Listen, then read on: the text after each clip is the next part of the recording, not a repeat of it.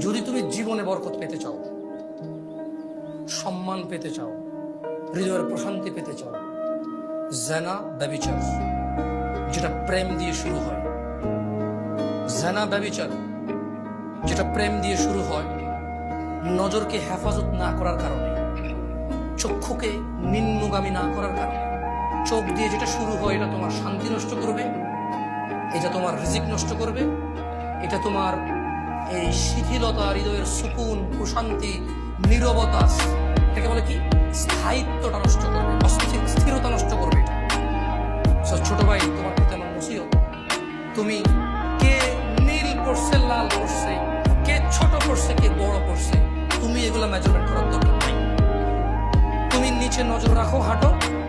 তোমার এটা জানারও দরকার নাই আজকে তোমার সামনে দিয়ে কয়টা মেয়ে কি করে গেছে তুমি দেখো। তুমি নিচে হাঁটো, যথাসম্ভব